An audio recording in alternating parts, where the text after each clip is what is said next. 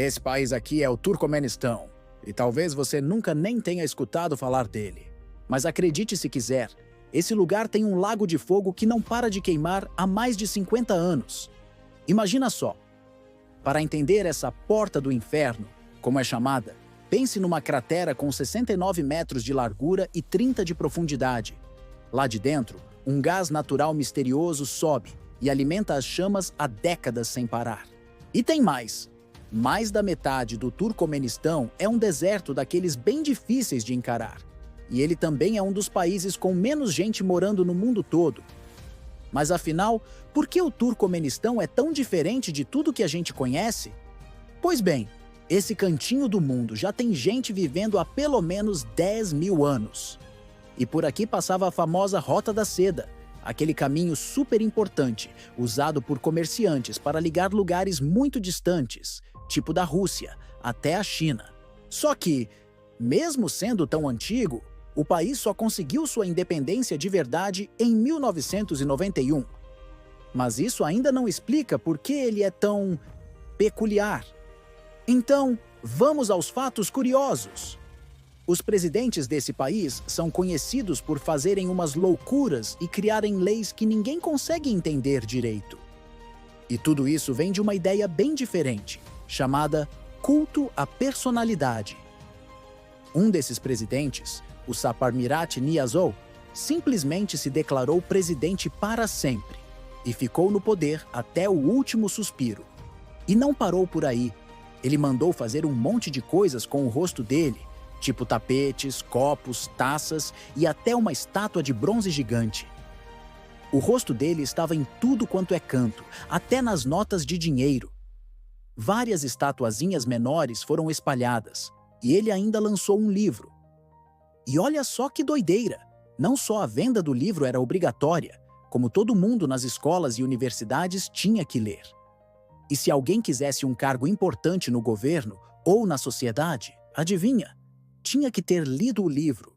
Esse mesmo presidente também mudou o nome dos meses do ano. O Turcomenistão é o único país no mundo com meses com nomes tão diferentes assim. E o critério para escolher os novos nomes? Simples. Ele se baseou em si mesmo e em como estava se sentindo. Para você ter uma ideia do nível da coisa, um dos meses ganhou o nome da mãe dele. E não para por aí, ele também criou umas proibições bem únicas. No Turcomenistão, era proibido ópera, circo, balé e até cachorros. Durante o governo dele, o Turcomenistão virou o país mais fechado do mundo. Logo depois que esse líder do povo turcomano morreu, vieram mais novidades. Quem assumiu o comando foi esse homem aqui, Gurbanguly Berdimuhamedov. E o povo logo ia descobrir que ele também tinha uns métodos, digamos, nada comuns. Nessa época, o Turcomenistão tinha hospitais espalhados por todo o país, como qualquer lugar normal. Mas o novo líder teve uma ideia. Mandou fechar todos os hospitais, exceto os da capital. Ou seja, se alguém passasse mal em qualquer outro lugar, tinha que correr para ir à capital o mais rápido possível para ser tratado. Imagina o desespero. Muita gente doente acabou morrendo no caminho e os hospitais da capital ficaram superlotados. Para alguns, ir ao hospital significava atravessar o deserto ou viajar por 4 a 6 horas. Depois, ele tirou o livro obrigatório do presidente anterior das escolas e de outros lugares. Derrubou algumas das estátuas. E os cachorros, que eram proibidos, de repente se tornaram obrigatórios. E o calendário voltou a ter os nomes originais dos meses. Algumas dessas atitudes até pareciam sensatas, né? Mas com o tempo, ficou claro. Era tudo para preparar o terreno para o que viria em seguida. A capital foi toda reconstruída, com uma arquitetura nova e muito mármore branco. Tanto mármore que a cidade, Ashgabat, virou o lugar com mais construções em mármore branco do planeta, e as estátuas de bronze do antigo ditador foram trocadas por estátuas de cachorros. Isso porque o ditador atual adora cachorros. Ele gosta tanto que sempre dá um filhote de presente quando vai conhecer o líder de outro país. Olha só o Vladimir Putin ganhando um filhotinho. Pausa rápida. Se você está achando essa história do Turcomenistão tão inacreditável quanto eu, não esqueça de deixar aquele like para fortalecer o canal. E se ainda não é inscrito, aproveita agora! Bora continuar descobrindo mais loucuras. Outro grande símbolo que surgiu foi o cavalo dourado, a Caltech. Essa raça de cavalos é naturalmente dourada, e aí decidiram fazer estátuas para eles também. De repente, o país se encheu de imagens de cavalos e cães dourados. E esse presidente tem uns hobbies bem peculiares, coisas que a gente não costuma ver um grande líder fazendo, como corrida de cavalos, lançamento de facas, pesca, tiro ao alvo, desenhar, praticar rally ou até ser DJ de festas. Outra marca registrada do Turcomenistão são os militares andando por aí com seus filhotes de cachorro.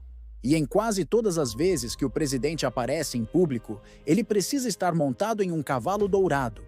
Mas apesar de todo esse luxo e comodidade do governante, o povo do Turcomenistão vive na linha da pobreza. Enquanto o líder do país esbanja e se diverte gastando milhões por mês. O país não tem eleições livres de verdade. A mídia e os jornais são totalmente controlados pelo governo. E existe uma grande farsa por trás daquelas belas obras de mármore. Apesar de terem sido construídas com dinheiro público e chamarem a atenção pela beleza e arquitetura, essas obras custaram caro demais. Além de endividar o país, pelos próximos 100 anos, quase ninguém mora nesses prédios. Eles estão vazios porque pouquíssima gente no país tem dinheiro para viver ali. E com um governo tão extremista, o povo descobriu seu pior lado durante a pandemia. A mídia, os jornalistas e qualquer pessoa foram totalmente proibidos de falar a palavra coronavírus ou qualquer coisa parecida. O ditador acreditava que, se negasse a existência da pandemia, ela nunca chegaria até eles. E apesar de ter sofrido tanto quanto os outros países, o Turcomenistão não divulgou o número de infectados nem o número de mortes em seu território. Vendo que a situação estava crítica, o Turcomenistão gastou mais de 7 bilhões de dólares em uma semana, investindo em jogos de artes marciais durante a pandemia. Entre os locais construídos para o evento está também um aeroporto gigantesco e luxuoso. Esse aeroporto, que tem o rosto do presidente estampado na fachada, não usa nem 10% da sua capacidade total. E todo esse dinheiro vem da extração de gás natural. O Turcomenistão tem cerca de 10% de todas as reservas mundiais de gás natural. Além disso, também extrai uma quantidade considerável de petróleo. O que realmente atrapalha o desenvolvimento do país é a sua geografia, pois ele não tem saída para o mar. Isso dificulta muito o transporte marítimo de mercadorias. E com vizinhos que não são lá muito amigáveis, fica difícil para o resto do mundo receber as exportações do Turcomenistão. Só para ter uma ideia, um único porto já aumentaria drasticamente a receita do país. A China é a maior compradora dos produtos turcomanos, que chegam até lá por estradas e ferrovias. A maior dificuldade é vender para a Índia, já que o transporte precisaria cruzar o território do Afeganistão e do Paquistão para finalmente chegar lá. Essa seria a rota mais curta, mas atualmente é impossível. Assim, o país fica dependente da China, exportando 80% de sua matéria-prima para o gigante asiático. As informações sobre o Turcomenistão são tão secretas que é impossível saber com certeza o número de habitantes e outros dados sobre a população. E apesar de ser um país que gera uma receita enorme para o governo, sua população ainda vive na linha da pobreza. Um lugar parecido em alguns aspectos é o Catar. Lá, porém, as coisas deram mais certo. Por não ter medidas tão radicais, o Catar conseguiu fazer sua população se tornar a mais rica do mundo, além de ter portos que garantem o sucesso na exportação. Turcomenistão. Fogo eterno. Cães dourados e segredos bem guardados.